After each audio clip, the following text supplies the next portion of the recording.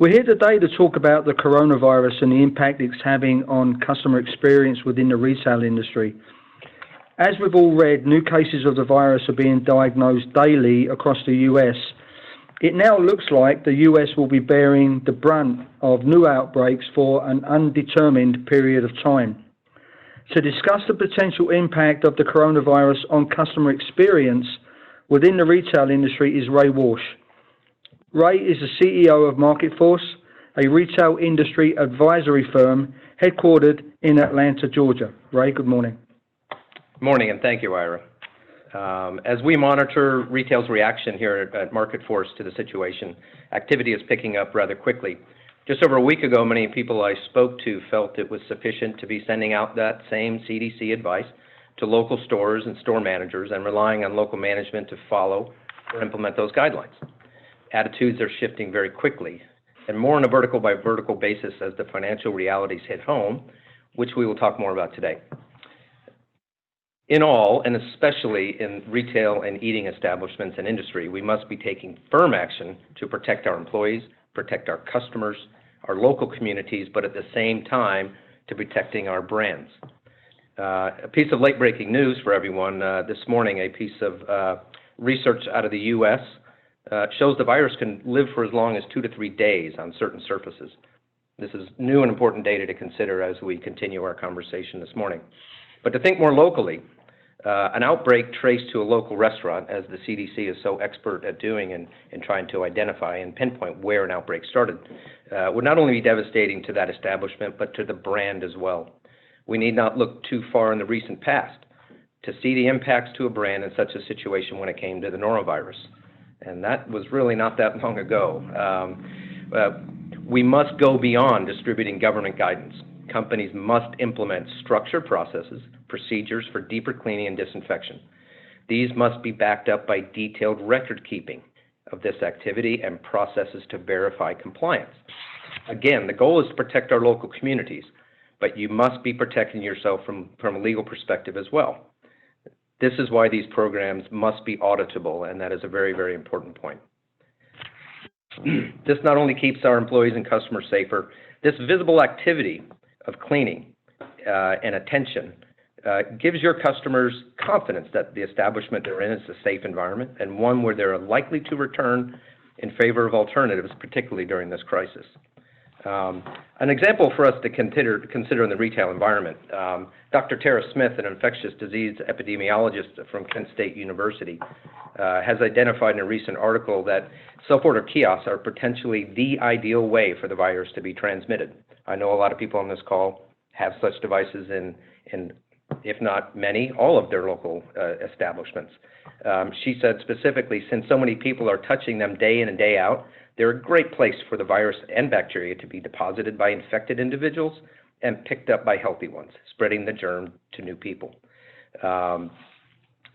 Dr. Smith suggests providing all customers with disinfecting wipes or fluid at all these stations, and likely this is very good advice. But this is only one example of the way that the disease can be transmitted in the retail environment, and each company must be making their own decisions and implementing programs that keep the community safe. If you have expertise in-house on the protocols for infectious diseases and transmission, that's fantastic and very responsible. Get moving on building out that structured program, and even better if you have a learning management system to disseminate training, reinforce that training, and updates to processes out into the field. It's a fantastic way to exercise that muscle, and your LMS is an important audit trail for such training. If you do not have that expertise, find external experts to help you design your processes.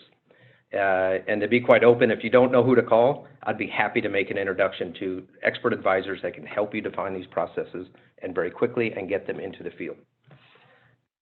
But ordering kiosks are but one example.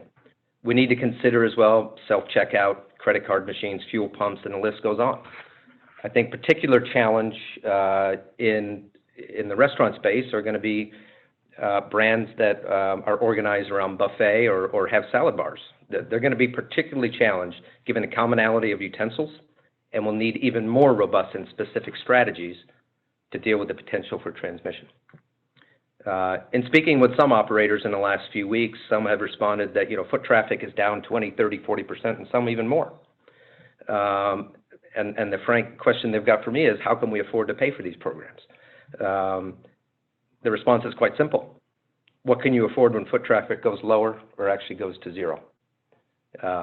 Again, protect your brand, protect the community, and people will return to your establishment. Yeah. Ray, who is getting it right? I think at this point, and it's a love-hate relationship with consumers, but I think the airlines are actually getting it right, and it's from a financial pressure, I think. They're suffering the most in the early days of this crisis, but the response has to become very transparent in what they're doing to keep airplanes clean, being highly visible on board with the prevention measures, and being very instructive to customers on what they should be doing as well. If you're a frequent flyer like me, no doubt you've seen lengthy communications from your airline of choice with just these details. This is exactly where retail needs to be, not tomorrow, not next week, but today. Keeping, again, you're going to hear me repeat myself, but keeping local communities safe, our employees safe and informed, and safeguard your business. Putting press out that you already have good processes in the field, or putting similar press out that you've instructed local managers to add a whole 1% to labor costs for more cleaning, as one global brand has done this week, is not enough. And it is frankly very far away from enough. Retail will have to follow airlines and be very transparent in what is being done and being very highly visible on the floor in deep cleaning activities to achieve these goals. I want to repeat that it is absolutely critical that your processes have documentation of activity and audits to ensure compliance. This is the only way you can be confident that your establishments and local stores are fulfilling their responsibilities, again, to our employees, customers, and the local community, and ultimately getting customers to frequent your brand even during a crisis. Ray, thanks. Appreciate your insight on this topic. If there's anyone who would like to speak directly with Ray, he can be reached via his email at rwalsh@marketforce.com. Again, that's rwalsh@marketforce.com. Again, thanks for your time and interest. Appreciate it. Bye-bye.